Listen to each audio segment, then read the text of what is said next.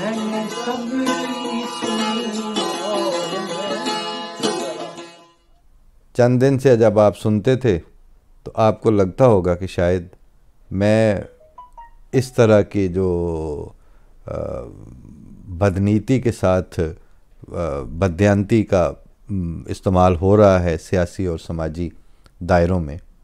उस पे बात करने के लिए शायद अकेला पड़ गया हूँ। लेकिन कुदरत का निज़ाम इस तरह का है कि मैं आज ज़द पे अगर हूँ तो खुशगुमान ना हो, चिराग सब के बुझेंगे, हवा किसी की नहीं। ये जो मैं आजकल नाम ले ले के बता रहा हूँ कि फ़लाँ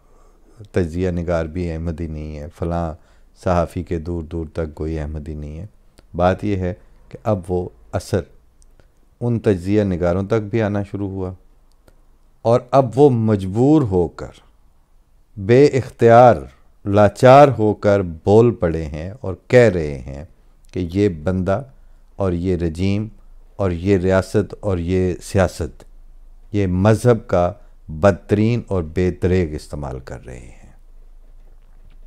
ये रियासत मदीना का नाम इस्तेमाल करके उन लोगों को बेवकूफ़ बनाते चले जा रहे हैं जो पहले ही परले दर्जे के बेवकूफ़ थे। जिसमें ज़रा सी भी सेंस और ज़रा सी भी अकल हो, वो इनकी जो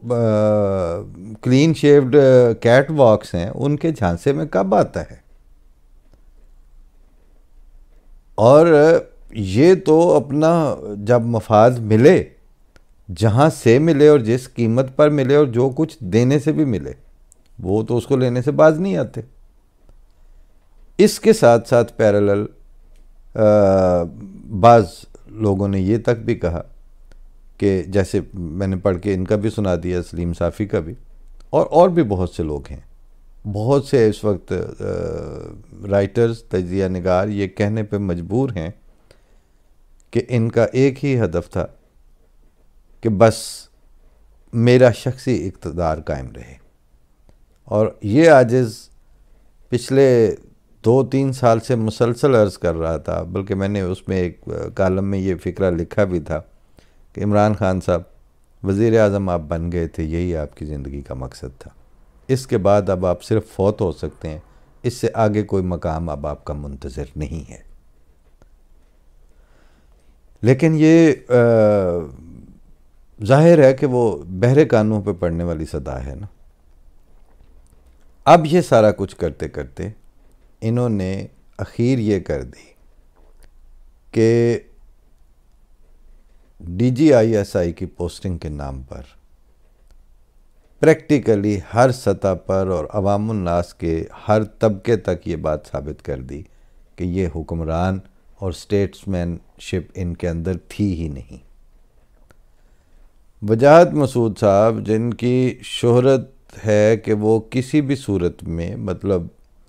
जमहूरियत, गोया जमहूरियत पे बात करना, जमहूरियत की एडवोकेसी करना, जमहूरियत को सपोर्ट करना उनका ओढ़ना बिछोना है। और मैंने जहाँ जहाँ जस्ता जस्ता उनको काफ़ी अरसे से जो भी वो तहरीरें लिखते हैं उसमें ज़ाहिर है कि मैं जाता तो इसलिए हूँ कि इल्मियत माशाल्लाह अल्लाह के फजल से उसमें होती है, एकेडमिकली इंतहाई स्ट्रॉन्ग तहरीर होती है, लेकिन अपने तबीयत के मिलान का उनको हक़ है और वो ज़ाहिर छलकने चाहिए और छलकते हैं। तो उनकी तबीयत का मिलान जमहूरियत की सपोर्ट के लिए ही होता है। आज मैंने उनको ये कहते हुए सुना कि इस दफ़ा ये जो DGISI की पोस्टिंग के ऊपर जो तनाज़ा खड़ा किया और बिला ज़रूरत खड़ा किया है इस वज़ीर आज़म और इस हुकूमत ने, वजाहत मसूद साहब का जो मुहतात तरीन अल्फाज में जुमला था वो ये था कि this time army looks on the right side of the conflict,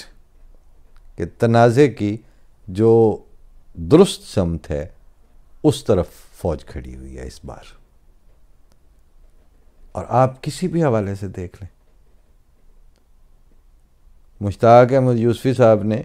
एक जुमला लिखा कि मौसूफ़ हर सही बात को गलत मौके पे करने में अपना सानी नहीं रखते थे। ये वही हरकत हुई है। आप सुप्रीमेसी, सिविल सुप्रीमेसी की बात करते हैं, बात दुरुस्त है, लेकिन आपने उसका टाइमिंग और उसका मौका इंतहाई गलत था, इंतहाई कबल अज़ वक्त हरकत थी। आप पता है आपको। और ख़ैर ये तो अगर मैं कहूँ कि मैं वज़ीर-ए-आज़म या हुकूमत के स्टैंड के हक़ में या मुखालिफ बात करके कोई सियासी तज्ज़ियाती बात करूँ तो मुझे तो वो पानी में बधानी लग रही है। मैं आम पब्लिक के लिए ये गुजारिश करना चाह रहा हूँ, और जिन तक मेरे ऑडियंस जो है वो यही हैं कि जिन लोगों को अपनी राय अपने इल्म और अपने शऊर और अपनी जो अल्लाह ताला ने अता की हुई है फिरासत, उसके ताबे बनानी है, उनसे जब मैं मुकालमा करूं तो मेरी सिर्फ यही गुजारिश होती है कि झूठ बोल बोल के, मुसलसल झूठ बोल बोल के अब वो इस मकाम पे आ गए हैं कि आज जब ये आखिरी मीटिंग करके निकले हैं तो जिसका नतीजा अभी तक भी कुछ नहीं निकला जब आपसे बात हो रही है। तो एजाज़ सैयद जैसे ऐसे सहाफ़ी को, जिसकी उम्र भी उसमें गुजर गई और जो अदरवाइज़ हर मुस्तनिद स्टोरी के पीछे उसका नाम होता है, वो शेख रशीद साहब वज़ीर दाखिला के तौर पर गले ही पड़ के गोया उनके बाजी नहीं आ रहे थे, और उसको सिली क्वेश्चन करके डांट रहे हैं, और पब्लिकली। क्यों? कि कहने को कुछ नहीं है। क्यों? कि अब वो गलत बयानी भी करें तो उसके पीछे, उसके नीचे अब पेडस्टल नहीं बचा। और वो परवेज़ खट्टक तो आप लोगों ने देखा होगा कि वो उनसे पूछते जा रहे हैं और वो उनके सवाल का जवाब ही नहीं दे रहे। इसलिए अगर थोड़ा थोड़ा करके ही बताते रहें सच, और ये इस बात पर ले आते किसी तरह कि अमरे वाक़या और ज़मीनी हक़ाइक़ वो नहीं हैं, जिस सिविल सुप्रीमेसी का आप कट्टा खोल रहे हैं वो ज़मीनी हक़ाइक़ नहीं हैं, तो फिर भी सोचा जा सकता है कि अगर आप 2, 4, 5 साल थोड़ा थोड़ा सच करके भी चल पड़ते तो 4-5 सालों में इतना सच हो जाता कि वो पब्लिक को